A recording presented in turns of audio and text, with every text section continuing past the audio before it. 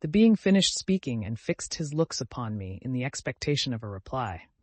But I was bewildered, perplexed, and unable to arrange my ideas sufficiently to understand the full extent of his proposition.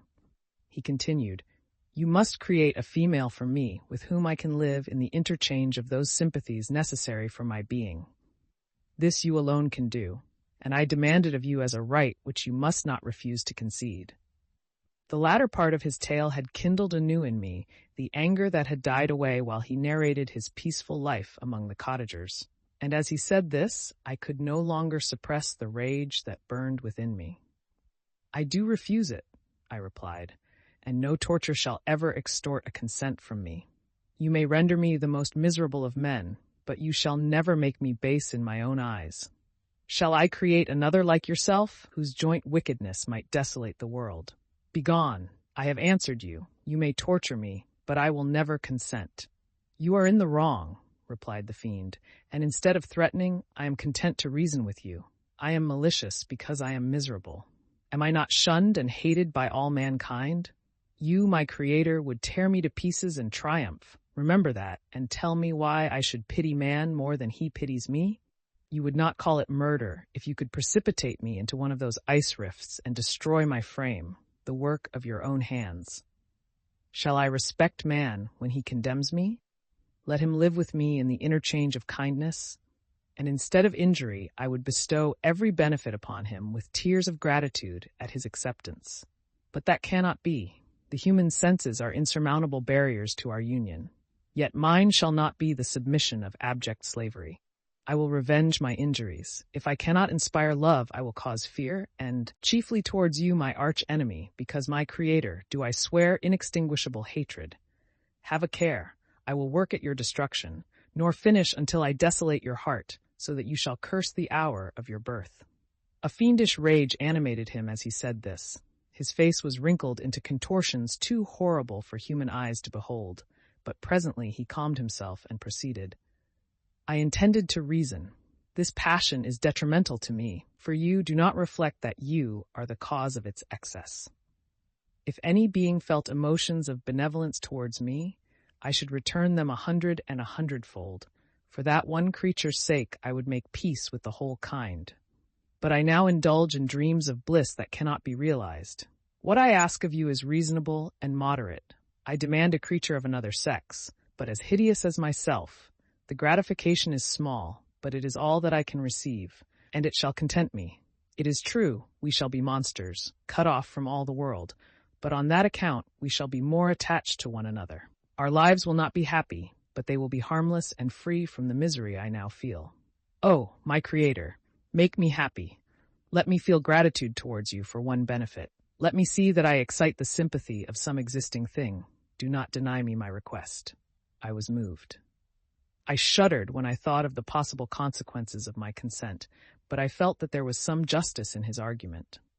His tale and the feelings he now expressed proved him to be a creature of fine sensations, and did I not, as his maker, owe him all the portion of happiness that it was in my power to bestow? He saw my change of feeling and continued, "If you consent, neither you nor any other human being shall ever see us again. I will go to the vast wilds of South America. My food is not that of man. I do not destroy the lamb and the kid to glut my appetite. Acorns and berries afford me sufficient nourishment. My companion will be of the same nature as myself, and will be content with the same fare. We shall make our bed of dried leaves. The sun will shine on us as on man and will ripen our food. The picture I present to you is peaceful and human, and you must feel that you could deny it only in the wantonness of power and cruelty. Pitiless as you have been towards me, I now see compassion in your eyes. Let me seize the favorable moment and persuade you to promise what I so ardently desire." "You propose," replied I, "to fly from the habitations of man, to dwell in those wilds where the beasts of the field will be your only companions. How can you, who long for the love and sympathy of man, persevere in this exile? You will return and again seek their kindness, and you will meet with their detestation. Your evil passions will be renewed, and you will then have a companion to aid you in the task of destruction. This may not be. Cease to argue the point, for I cannot consent. How inconstant are your feelings? But a moment ago you were moved by my representations, and why do you again harden yourself to my complaints? I swear to you, by the earth which I inhabit, and by you that made me, that with the companion you bestow, I will quit the neighborhood of man and dwell, as it may chance, in the most savage of places. My evil passions will have fled, for I shall meet with sympathy. My life will flow quietly away, and in my dying moments I shall not see my Maker. His words had a strange effect upon me.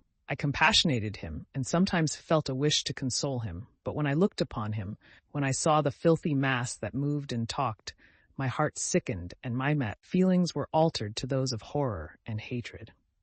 I tried to stifle these sensations. I thought that as I could not sympathize with him, I had no right to withhold from him the small portion of happiness which was yet in my power to bestow.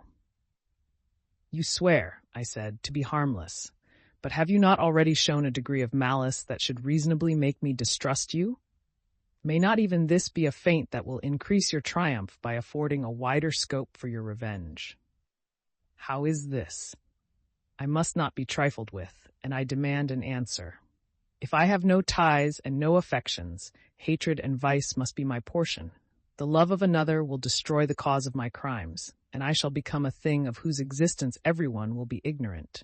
My vices are the children of a forced solitude that I abhor, and my virtues will necessarily arise when I live in communion with an equal.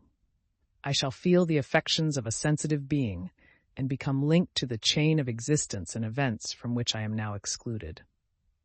I paused some time to reflect on all he had related and the various arguments which he had employed. I thought of the promise of virtues which he had displayed on the opening of his existence, and the subsequent blight of all kindly feeling by the loathing and scorn which his protectors had manifested towards him.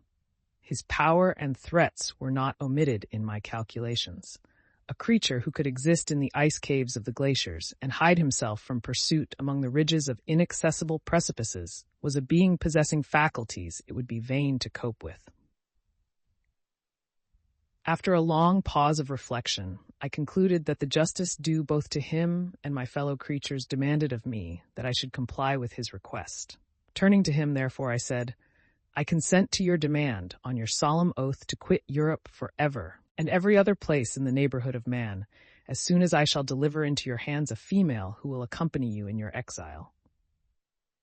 I swear, he cried, by the sun and by the blue sky of heaven, and by the fire of love that burns my heart, that if you grant my prayer, while they exist, you shall never behold me again. Depart to your home and commence your labors. I shall watch their progress with unutterable anxiety, and fear not, but that when you are ready, I shall appear. Saying this, he suddenly quitted me, fearful, perhaps, of any change in my sentiments. I saw him descend the mountain with greater speed than the flight of an eagle, and quickly lost among the undulations of the sea of ice. His tale had occupied the whole day, and the sun was upon the verge of the horizon when he departed.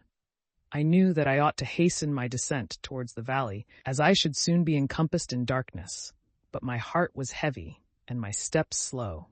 The labor of winding among the little paths of the mountain and fixing my feet firmly as I advanced perplexed me, occupied, as I was, by the emotions which the occurrences of the day had produced.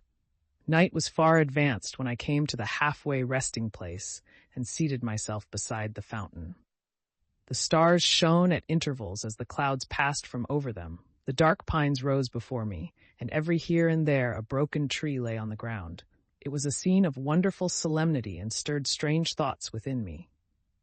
I wept bitterly, and clasping my hands in agony, I exclaimed, "Oh, stars and clouds and winds, ye are all about to mock me. If you really pity me, crush sensation and memory. Let me become as naught. But if not, depart, and leave me in darkness." These were wild and miserable thoughts, but I cannot describe to you how the eternal twinkling of the stars weighed upon me, and how I listened to every blast of wind, as if it were a dull, ugly siroc on its way to consume me. Morning dawned before I arrived at the village of Chamouni. I took no rest, but returned immediately to Geneva. Even in my own heart, I could give no expression to my sensations. They weighed on me with a mountain's weight, and their excess destroyed my agony beneath them. Thus I returned home, and entering the house, presented myself to the family. My haggard and wild appearance awoke intense alarm, but I answered no question, scarcely did I speak. I felt as if I were placed under a ban, as if I had no right to claim their sympathies, as if never more might I enjoy companionship with them. Yet even thus I loved them to adoration, and to save them, I resolved to dedicate myself to my most abhorred task. The prospect of such an occupation made every other circumstance of existence pass before me like a dream, and that thought only had to me the reality of life.